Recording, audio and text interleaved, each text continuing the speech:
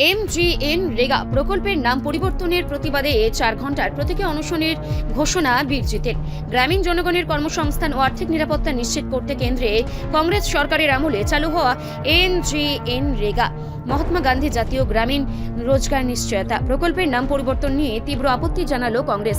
এই নাম পরিবর্তনের মাধ্যমে প্রকল্পটির মৌলিক ভাবনা ও অধিকারকে ক্ষুণ্ণ করা হয়েছে, এই অভিযোগ তুলে কংগ্রেস নেতৃত্ব। এরই পরিপ্রেক্ষিতে শনিবার কৈলাসহর জেলা কংগ্রেস ভবনে এক সাংবাদিক সম্মেলনের আয়োজন করা হয়।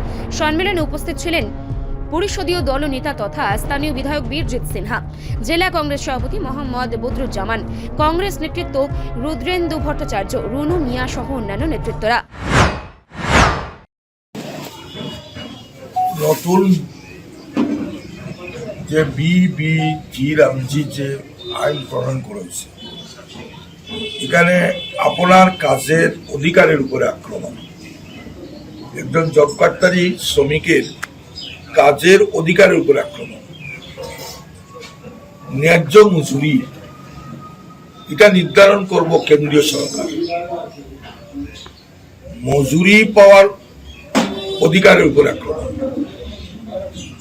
পঞ্চায়েত যেটা অ্যাকশন প্ল্যান করে কাজ নির্ধারণ করতো, এটা এখন পঞ্চায়েত স্তরে এটা হবে না, দিল্লি এটা করবে। কেন্দ্রীয় কর্মসূচির অংশ হিসেবে আগামীকাল থেকে দেশ ও রাজ্যের পাশাপাশি 59 জেলাতেও 4 ঘণ্টার প্রতীকী অনশন আন্দোলনে সামিল হবে জেলা কংগ্রেস। কৈলাসহর জেলা কংগ্রেস ভবন প্রাঙ্গণে বেলা 12টা থেকে এই আন্দোলন কর্মসূচি অনুষ্ঠিত হবে। কংগ্রেসের মূল দাবি, এমজিএন রেগা প্রকল্পের পরিবর্তনের নাম সিদ্ধান্ত অবিলম্বে বাতিল করতে হবে এবং প্রকল্পের আওতায় গ্রামীণ জনগণকে সমস্ত সুযোগ সুবিধা নিশ্চিত করতে হবে। সাংবাদিক সম্মেলনে ফটিক রায়ের ঘটনা নিয়েও মুখ খোলেন বিধায়ক। তিনি বলেন, ভারতীয় জনতা পার্টির সরকার প্রতিষ্ঠিত হওয়ার পর বিভিন্ন মহল বিভিন্ন সময় নিরীহ সংখ্যালঘুদের ওপর ও তাদের ধর্মীয় প্রতিষ্ঠানের ওপর আক্রমণ সংঘটিত হয়েছে।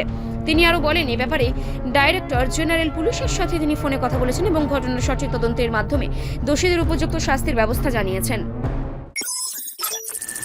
রিপোর্ট সংবাদ প্রতীক্ষা।